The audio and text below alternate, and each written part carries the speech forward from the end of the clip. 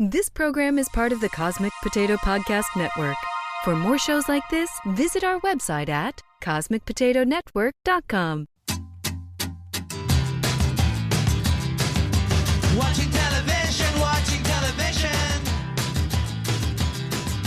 Watching television, watching television. I need all the image, I need all the sound, I know the info right into my mind. Hey everybody, welcome back to Trial by Pilot. This is the show where we judge an entire series of television and the work of hundreds on one episode. I'm Bill Lynch.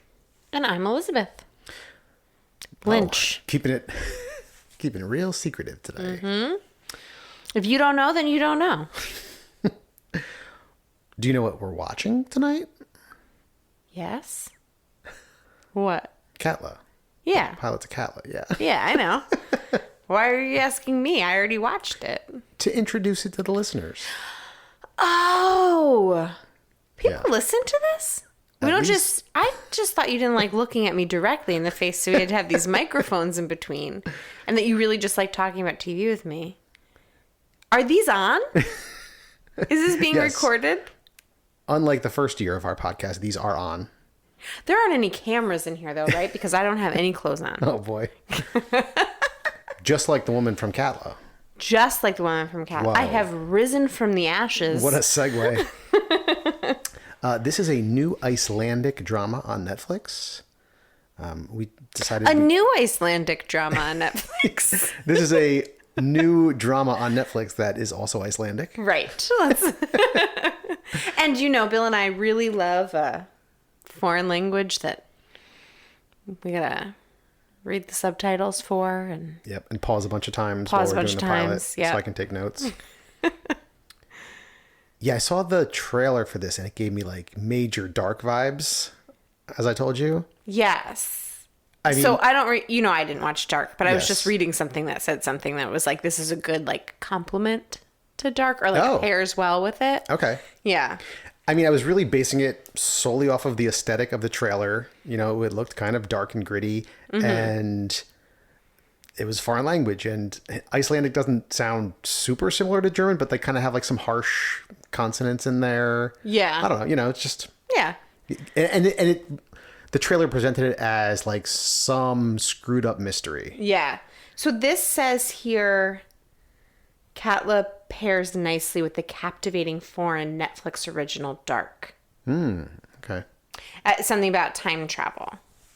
Like, I guess, clearly there's some time travel in this too. Yeah. So I'm guessing that's why it pairs. But I didn't watch Dark, so I can't think. You did watch the pilot? I watched the pilot. Yeah. But remember, I watched it not realizing that I could change it to subtitles. Yes. And I thought it was so weird. Yeah. Well, let's not blame Dark for that. I know. You get very upset when people don't like that show. I do. It's a stupid opinion to have.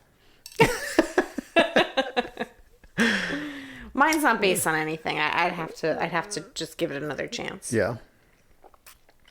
So Katla starts off with some choral music and a cello is playing, and we see a woman emerging from this like deep bed of volcanic ash within a glacier.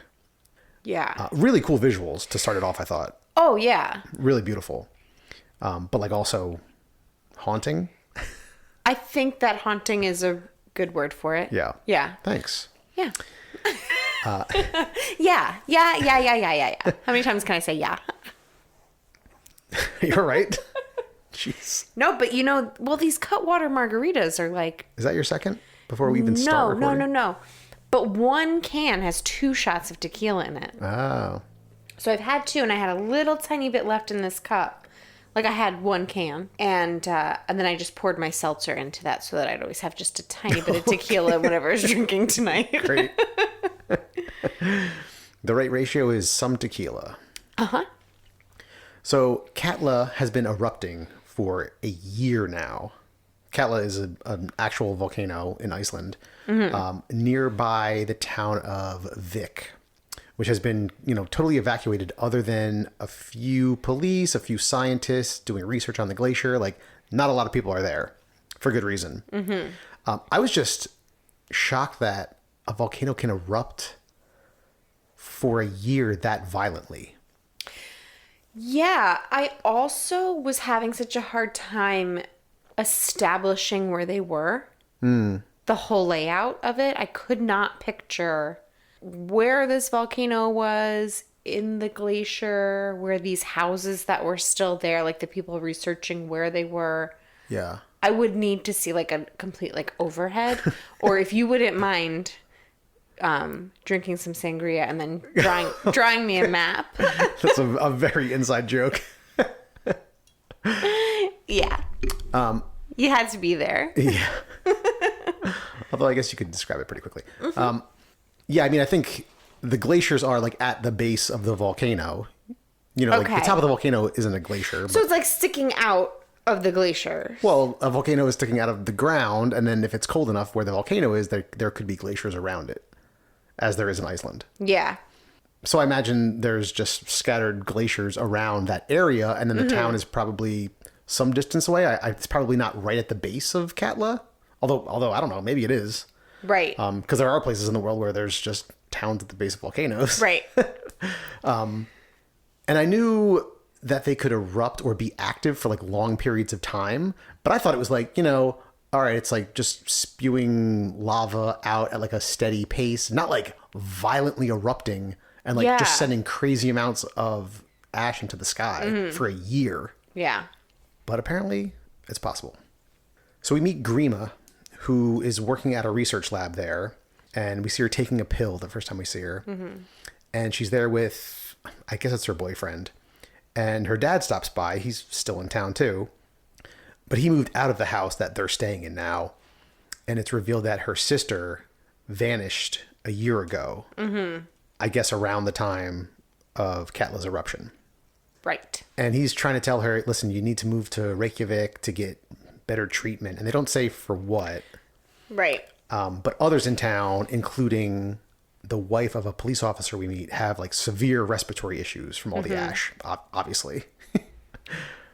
Yeah, like why are they still here? They're not like super careful about it either. Like, No, nobody's wearing a mask. yeah, at one point, Grima is like walking between places and like pulls her shirt up over her mouth because it's like really violently like throwing ash on her. But like every other time, they're just all walking around breathing in. Yeah. Then some samples that they had taken from a crevasse show up at a lab. Maybe it's in Reykjavik. I don't remember where. Can I interrupt you for one moment? Sure. I think recently, like, I just really like how much you've had the opportunity to say crevasse on this podcast. I think you said it again, like, in a recent episode. Really? And I was listening to it, and I'm like, and then you just said it again, and I just like the way you say it. Oh, thanks. You're welcome. I didn't rehearse it. It's just that's my natural Yeah, you're way. just good at it. Yeah. You've got it, you know? What other episode did I say crevasse? I don't remember. I just know that I've heard you. I mean, maybe you were just saying, you said it at the dinner table. I don't remember. I don't know. It probably wasn't that. Probably not. Although we were talking about the midnight zone of the ocean today Oh at the my dinner God. table. Because our son is obsessed with the ocein. Yeah. He can't wait to go to an aquarium. Like, we're not teaching him about it. No. Octonauts is teaching him about it. And Wildcrats, but mostly Octonauts. Yeah. So anyway, these samples show up and there's some scientists looking at them and they seem very surprised by whatever they're looking at. And the head guy there at the university says, you know, something is changing with this eruption. Mm-hmm. And he's going to go out there personally to look at the situation. Mm-hmm. So we don't really get any details beyond that. Just something's going on. Something has changed. And it seems suspicious. Mm-hmm. Then a woman shows up walking across this open expanse covered in ash from the open. Totally black, like matted black hair. But then as she opens up her eyes, you know, you see the whites of her eyes. Yeah, it almost looks like it's just like she's covered in clay. Yeah, yeah. Haunting, I think, is a good word for this too. Oh, yeah, haunting. That's a great word. As she's walking across. No, but really, it is very... Yeah. And so I think Very eerie. we both immediately assumed that this was Grima's sister.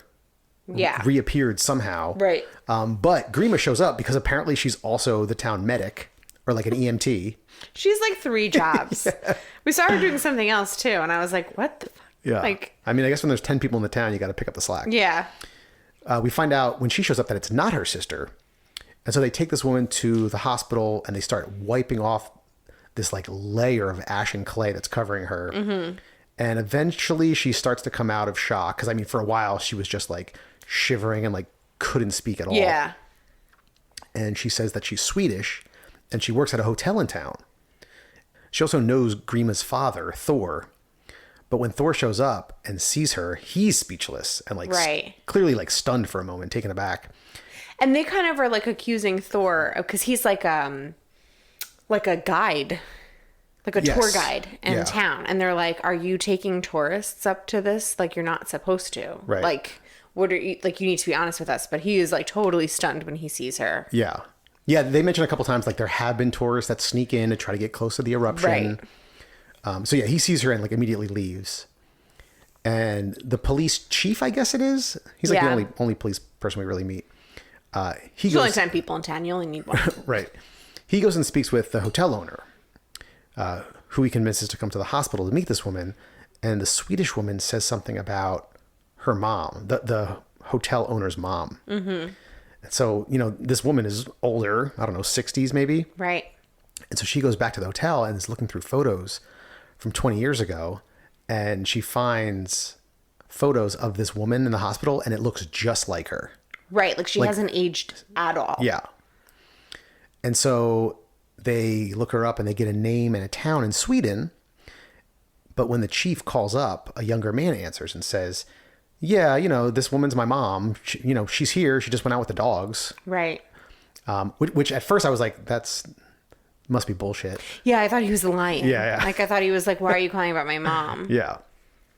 Then we go to Thor's like little homestead out in the mountains. Mm-hmm.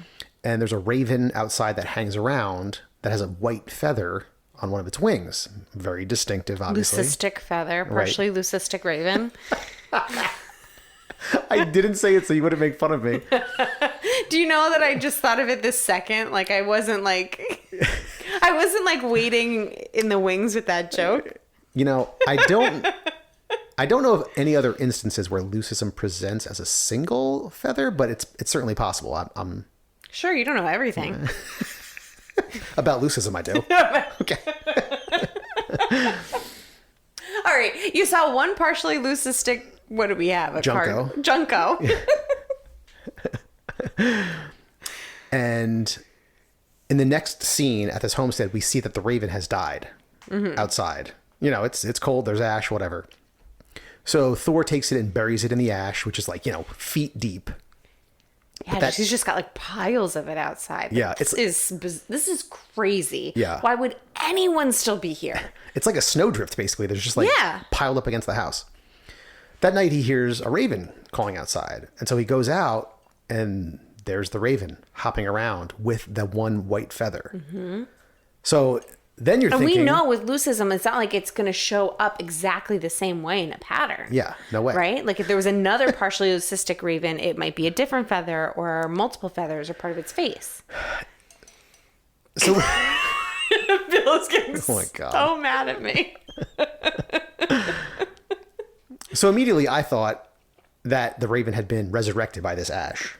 Yeah, right? That's what I thought too. But then Thor goes and digs in the ash and the dead bird is still in the ash. Right. So what's what going the on? fuck? It's like multiplying. Or it's bringing it back from the past? I don't know. We don't know yet. I don't know. So Grima calls Bjorn, who is Gunhild's son. Mm-hmm. Gunhild is the Swedish woman. Right. I don't know if I'm pronouncing that right. I just tried to put like a little international flair on that. Gunhild? And Grima puts him on the phone with the Gunhild that's in the hospital. And so he recognizes her voice. But as he's talking with her, his mom comes in from outside. Right. She really is there. It looks just like her, except a little bit older. Right. I don't know if she looked 20 years older, but she looked a little bit older. Yeah. And so she gets on the phone with... There's a lot you can do with face creams. Yeah. She gets on the phone with herself. And they're both like very confused. Mm-hmm. And the one in Sweden like seems annoyed at first. Like this must be a prank, obviously. Right. Until the woman in the hospital mentions, hey, I'm in Vic with Thor. And then the woman in Sweden like hangs up suddenly. Yeah. So, you know, obviously this is very strange. So strange. Yeah. but she knows that this other woman knows something. Or I don't think she thinks it is her, but she knows about something that happened with Thor. Yeah. Something's going on there. Because she was pretty spooked when she Yeah. mentioned Thor. But then in the next scene, we see her packing up, the woman in Sweden, to go to Vic, to go to Katla. Mm-hmm. And so Grima is out by Katla releasing a weather balloon. That was her other job. This is her. Well, this is attached to her first job at the Okay. research station. And she sees one of the doors of like one of the storage garages swinging open. And so she walks over to check it out, and there's like a crack in the window that looks like it had a little bit of blood around it. Yeah. But then she goes inside, and we see a figure move in the background. And I was like, oh, shit. Who's up there? Yeah. But she goes in and finds her sister covered in ash, Yeah. alive. And her sister's like, Grima, what's wrong? Yeah. And that was the pilot to Katla on Netflix. Oh, I just remembered her other job. She was like the sole provider of dairy for the whole town.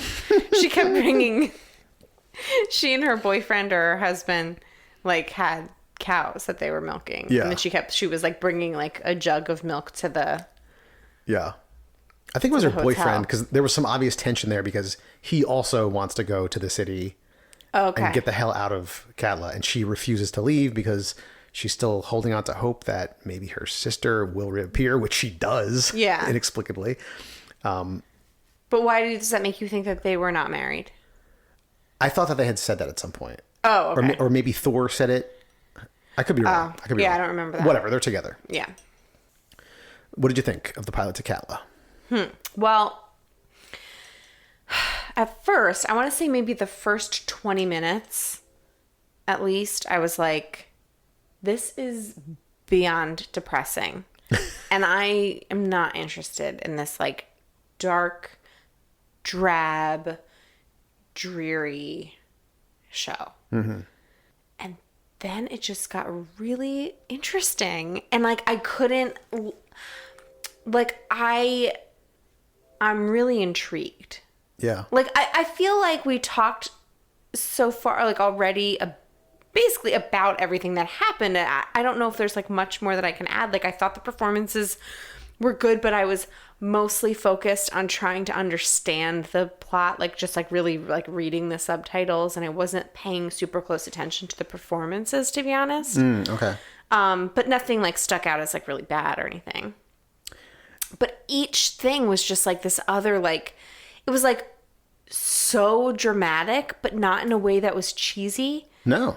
And then it just got very interesting with the Raven. And then this woman who's like Thor, when Thor sees this woman and he like freaks out and like Yeah. runs away, and the two women talking to each other. It's just like, it seems so out there when you say it out loud, but it's just like, okay, kind of, I still kind of want to know what's going on. So I did like it. Yeah. I went into this fully expecting to love it. Oh, really? Oh, yeah. I mean, I just know what style of show I like. Yeah. And this fits the bill. Yeah. And like 5 minutes in, I was like, oh, fuck yeah. Really? Oh, 5 yeah. minutes in? Yeah. I mean, that's exactly Okay. the tone of a show I like. Okay. And, you know, I broadly knew about this woman coming back from at least a year in the ash, some strange mystery. Yeah. I'm down with that. Right. I actually made note of how good the acting was. Okay. I mean, this is clearly just like an American-centric thing. Like, I'm always surprised when like a show comes out of Iceland or Luxembourg and like there's really, really competent acting. Like, oh yeah, other people around the fucking world can do this too. Right. It's not just like people in we're- LA. You know? Yeah, exactly. Yeah. We didn't invent acting, actually, though. I know. It's incredible. But I mean, you know, people think of Los Angeles and New York as like the two yeah. epicenters of that craft. Sure, and especially we do because we live here. Yeah, but and I mean, yeah. if you are the best actors in other countries, you often end up in Los Angeles Yeah. doing movies. And so to see people that you've never seen or heard of before, would never have heard of, it's cool. Yeah, it is Cool. cool. It's like when we were watching, what was the one that was in Luxembourg? Capitani. Yeah. Yeah. Yeah. And you were like, whoa, that actress is really, really good. Oh my gosh. Yeah. Remember the mom? Yeah. Especially Yeah. in the pilot. Yeah. She was incredible. Yeah. So I'm super intrigued. I wrote that too. I was hooked right away on the show, but then like as they're introducing these other elements, it really became this mindfuck. Like, what is going on? Like, he buries the raven, and then another version of it appears. Yeah. But then there's this woman that you think like Thor did something 20 years ago. Did he kill her? Yeah. But then if he killed her, she's still alive, 20 years older, and now there's this older version, older as in younger, that has emerged from the ash after 20 years. Like, so what is it? Yeah, what is it? And I wonder, I mean, because I didn't watch Dark, as we mentioned before, but is it going to end up being something, I'm wondering, that we're going to understand? I know it's not by like the same creators or anything, but like with Dark, did you understand? Like, did it make sense? Or was it something where you were just like, what? All right, I guess it's over my head, but it was pretty fucking cool. No, at the end, do you understand everything? Okay. I mean, I'm not going to say it was easy to understand. Okay. It was a complex story, but they do explain all the big points and how things happened and what the culmination was. Okay. And so I imagine we'll understand this too. Clearly there's going to be some weird either sci-fi and or supernatural element to it. Yeah. Right? I mean, obviously, because there's people coming back from the dead or traveling in time or something. But yeah, I mean, I thought, it was very drab. It does bother me a little bit when shows have that like filter over them, like that dark filter, which this did too. But it made sense for the exterior shots because they were in this like drab landscape, Right. And then when they were inside, Like Chernobyl kind of. yeah, sure. And then when they were inside, it wasn't quite so harsh. It wasn't like bright poppy colors everywhere. So it didn't bother me as much. I think maybe they could have toned it down just like one little notch on the dial. But I could look past that because all of the other visuals were so stunning. We talked about the opening shot. I thought was so cool. The music was so eerie. Yeah. I want to use the word haunting. I thought a lot of the imagery was haunting. It's a great word for this. Great word for this show. Yeah, You're really good at descriptors. It's the word of the week. Don't sue us, PBS. It was just so, did I ever tell you that like when I hear that and it's like word of the week, PBS Kids word of the week, but for some reason like for a long time, I didn't hear them saying PBS Kids word of the week, but in my mind, I would think it's the goddamn word of the week, which is like obviously not what they were saying. Just as an aside. You thought it was like Jenny Lewis singing it or something? Yeah. And they're like, the word of the week is kindness. Hey, kids. Find a way that you can be kind this week. This week's word is haunting. Imagine you found a woman fully undressed, covered in ash, walking down the street. What would you tell your mom and daddy? She's been gone for 20 years. Yeah. So yeah, I'm intrigued. I'm definitely watching. I was trying to be patient and wait for us to record this before I asked you if I should go ahead without you or if you were going to watch. So why don't you tell me now? I think I'm going to watch at least another episode. Yeah. Yeah. I have heard it is a slow burn show. Is it? Yeah. There's not going to be like crazy action every episode, which I'm fine with. So, can I ask you, because we still haven't watched Lupin, are you going to watch this before we watch that? I kind of want to be honest, only because, the first season, the first part of Lupin wasn't that long ago. It's not like we've been waiting. It's not like we've been waiting 18 months to see it. That's true. Like we just watched it a couple months ago. And the second part was already in production. So I kind of want to watch this since we just watched the pilot rather than like lose it a little bit. Because it's obviously happened many times, but even recently, like we watched the pilot to Sweet Tooth, which we really liked, and it has continued to get great reviews. Yeah, like people really like the show. Yeah. And did you talk to Erica about it? No, did you watch it? Erica loved it. Oh, cool. Yeah. Cool. Oh, and she doesn't watch any TV really. No. But she said she watched that. She absolutely loved it. Oh, she cool. said. Okay. So, I mean, are we going to have time to go back to that? I don't know. I know. That's like at least third on my list at this point, Right. under the other two we just mentioned. Mm-hmm. So I think I would like to watch this. No, that makes sense because I feel like it could get, if it's really popular, maybe something could get spoiled for you. Yeah. I don't know. I don't know what kind of like write-ups this is getting. Yeah. But yeah, that makes sense. I've just really been wanting to see Omar Sy again. But I could watch this really dour and depressing show with lots of fucking ash and everything looks gray. Cool. Would you recommend Katla? Yes. I think I would recommend this now. I mean, obviously I have my reservations because, like, I don't know what it's going to be yet. Well, we're basing it off the pilot. Exactly. But yeah, I think I would. Yeah, I would say if you know your tastes and you're not an idiot, then... You're such an asshole.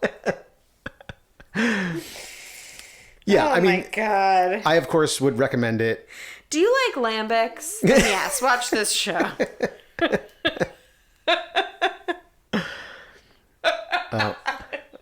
Oh my gosh, you're out of control. Do you think Katla will get a second season on Netflix? Yes. I hope so. Yeah. I hope so. I'll say yes too. Why not? I think it's getting good reviews. Although I haven't really researched anything because I don't want anything spoiled. So. Do you only play German board games?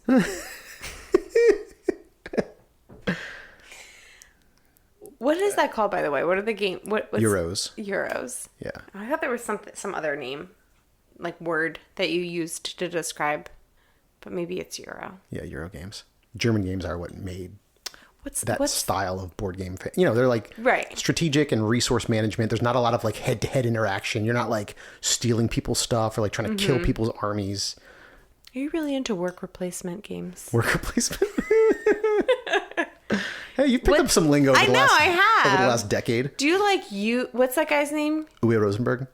Yeah. UA Rosenberg. Anyway, if you answered yes to any of those questions and you knew what I meant, then you're going to like this show. You really got me pegged. I'll tell you. Lambic, German board games, and foreign language TV. Man, talk about a desert island wish list. Oh my God. Can I be stranded on a desert island with someone else? All right, you got any plugs? Sure. If you want to follow me on sustainable_ish on Instagram, that'd be cool. Yeah, that's a I good think follow. this weekend I'm going to get to redoing the grill again at some point. It's been about a month and a half. Yeah. Well, you ordered the parts. Ordered the parts. One is back. So I got the flavorizer bars with some other part. I think the knobs. I think all like that came in from Weber directly. But some of the other parts I had to order from replacement parts. Oh. And they won't ship until they have everything. And the burners are back ordered from the manufacturer. Damn it. God damn it. But I might not need all those parts anyway. So I'm gonna get to it. All right, sustainable_ish. Yeah. All right, everybody, if you have suggestions on shows for us to watch, you can email us at trialbypilot@gmail.com. You can go on to Facebook, Instagram, and Twitter at trialbypilot. And please go on to Apple Podcasts, Stitcher, Spotify. Subscribe to the show, leave a review, and tell a friend. And thank you to the Beats for providing our theme music. Thank you, Beats. Bye. Bye. Watching television.